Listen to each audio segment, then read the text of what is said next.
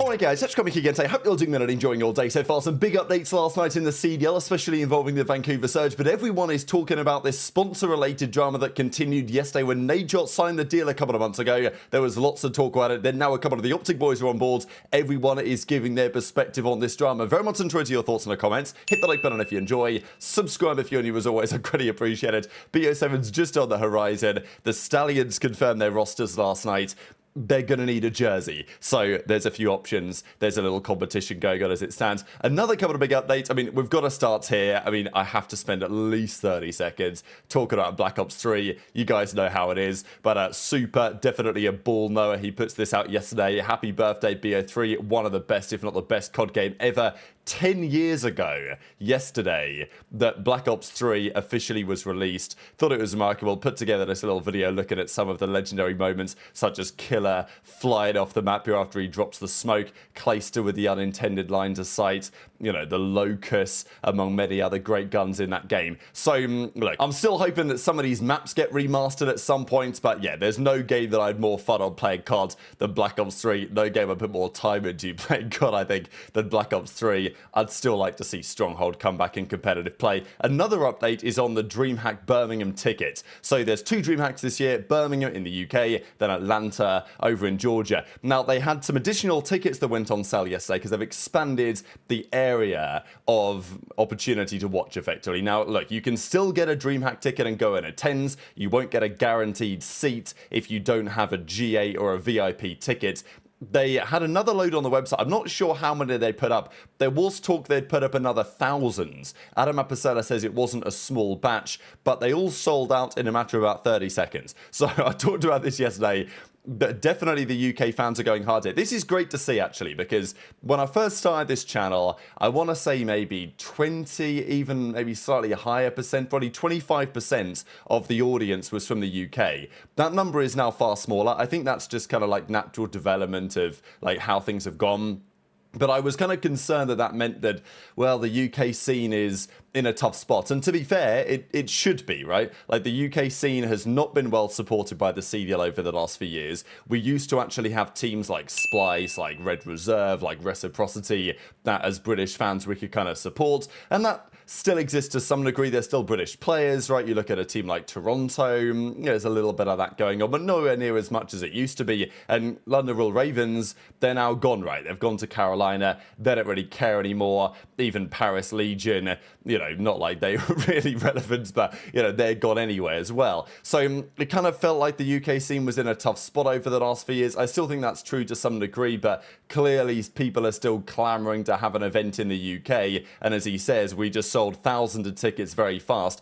The venue setup is as big as any COD event to date. So, because people were saying, look, like, can you not just give more space, Adam, in this DreamHack arena? But he's like, no, this is, in terms of space, as big as we've ever had, and yet we're still selling thousands of tickets as soon as we put them on sale. I think there might still be some more tickets to come. There was talk right at the start of January there'll be another allocation, but yeah, there's going to be lots of beer drunk in that venue, that is for sure. It's going to be a great time. So that's the update on that one. As I say, you can still get a regular ticket, and then if there are additional GA tickets down the line, you can snap them up as an add-on when the time comes. That's the update on that front.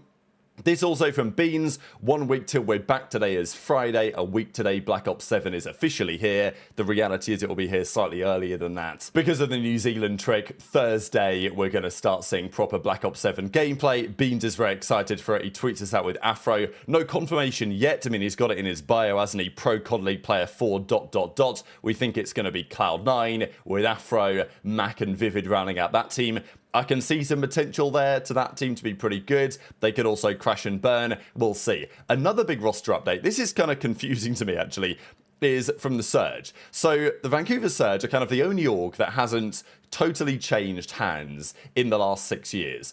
They used to be Seattle Surge, they're now Vancouver Surge, but the branding is the same. If you look at all the 12 CDL teams, every team has changed in at least some capacity. Certainly now Toronto Ultra have become Toronto Koi. Surge are the only brand that's kind of the same thing. But we know that even from the early days, how hands-on really were they? The reality as well that they were based in Vancouver last season wasn't ideal from an internet perspective. Their players weren't so happy about that. It was inevitable, even long before the World Cup, probably before the World Championship as well.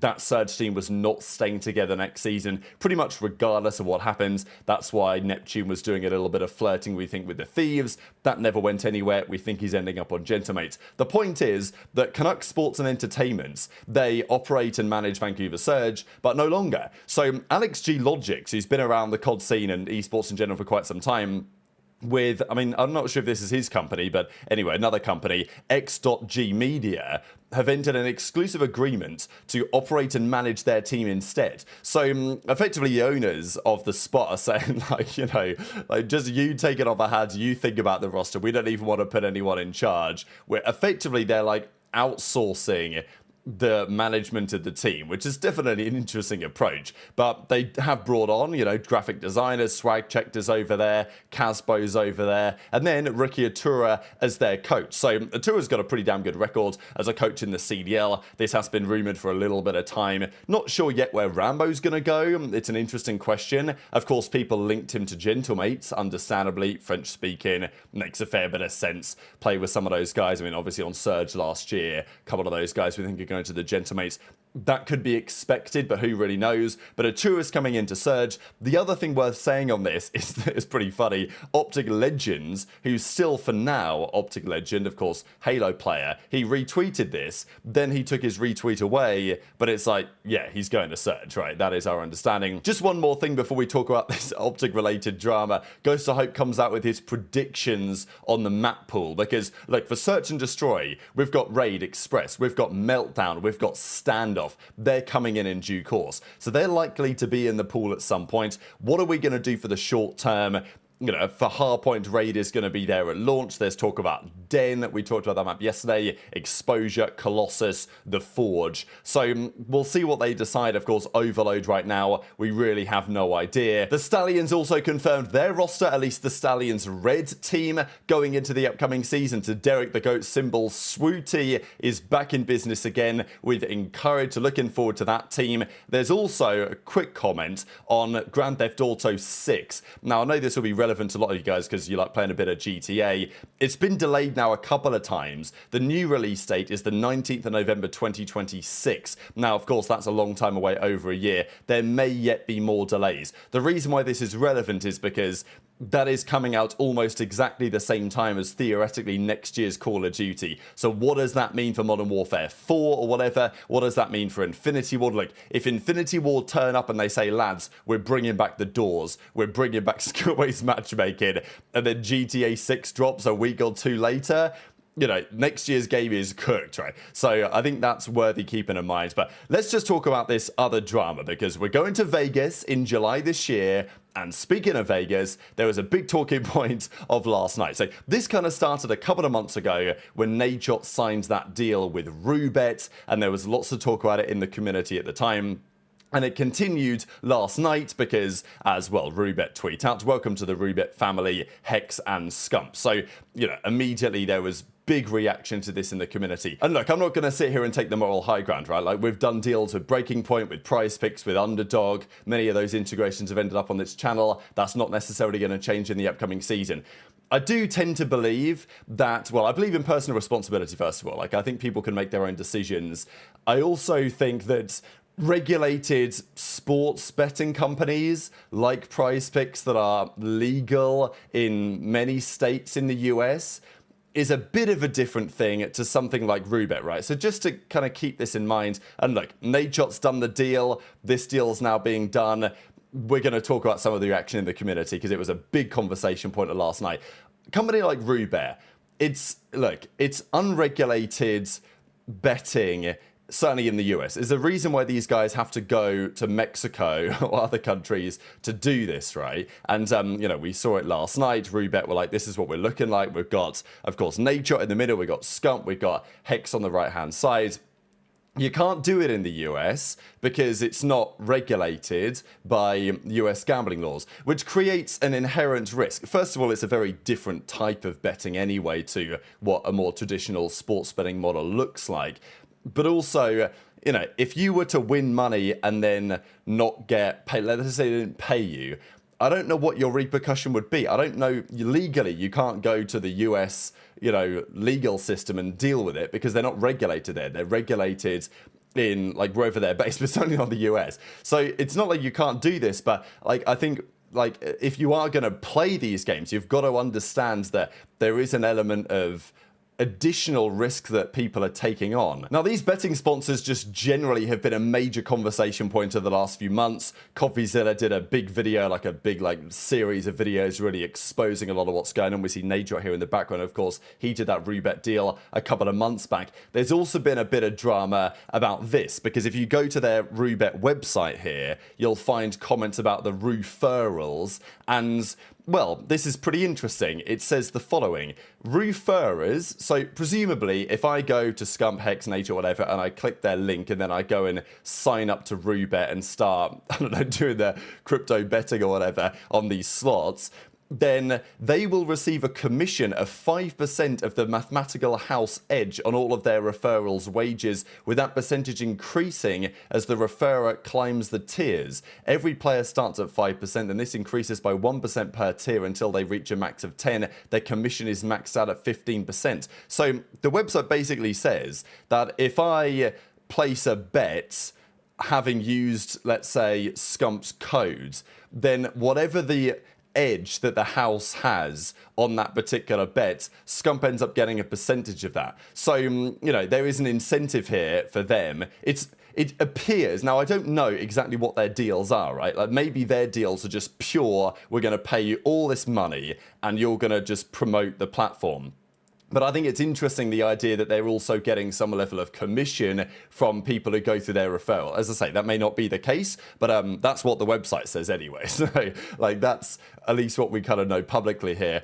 So obviously, Scump did his tweet about it. I think it's interesting, right? My opinion on this is kind of the same as with Nadeshot a couple of months ago, right? Like, Nadeshot clearly recognized that there is a reputational consequence to doing a partnership of this ilk, right? And everything around it. Now, for Nadeshot, it was almost logical in the sense that he'd done all those CS case opening streams and it had gone rather well for him, so he was like, well, this is kind of the logical next step. But also I think Nadeshot very well recognized that it would have a consequence in the way that people thought about him, the way that, you know, it's just how it is. And I think Nadeshot, like, weighed that up against the benefits, because look, it's easy for us to sit here from the outside and say that if we got offered $10 million to do a partnership like this, that we'd say no for moral reasons. Like, it's very easy to say that. The reality is not many people are in the position to be offered deals like that. And, you know, if you were offered 10 million to do this, then, you know, it might be difficult to say no. And that's understandable. Obviously, at that point, you're making something of a moral judgment. And Nadeshot's opinion was, look, to look after my family, to have the future that I want for my children, this is something that I think is worth doing. Also, it's easy to look at Nadeshot and say, oh, like, he must, you know, have all this money or whatever. But you never really know the situation. I think for, like, Nadeshot and Hex, right, they put loads of money into all these different projects, into their companies, invested so much time and resources and everything to make that happen. So it's always difficult to look from the outside and say, oh, like, you know, I can't believe they'd do this. I think for Scump, it's a little different, because I think everyone kind of knows that Scump is a pretty frugal character. He's done pretty good deals over the years. He's made a fair bit of money competing, as we know. He has made a fair bit of money streaming and making content for all these years. So it would be a surprise if Scump hasn't got a load of money in the background. So I think with Scump, it's a little bit interesting, because people are like, look, do you really need to do the deal at that point? Like, you know, maybe not, right? So anyway, I think that's kind of my overall opinion. It's certainly been a key drama, right? Like, this was the big talking point of last night in the scene. So obviously we're going to talk about it. again, he went live with Nadeshot. Nadeshot took that immediate reputational hit to a certain extent, and people probably still feel in those ways to a large extent about the Nadeshot thing. But also, you know, if Nadeshot does his own thing, have people really talked about the Nadeshot Rubet deal for the last couple of months? Not really. In a couple of months' time, are they going to be talking about Scump and Hex? You know, probably not, apart from when they occasionally go to Mexico to do these sponsored streams, right? So I think people's opinions on these type of topics are pretty split, certainly different ways. I know there's been a little bit of talk as well about, well, what happened with Purj, right? Like, what was going on there exactly? Is that going to be relevant to this type of conversation? Who knows? Intrigue your thoughts in the comments below. Hit the like button if you enjoyed. Subscribe if you're new. Take care. And I'll see you next time.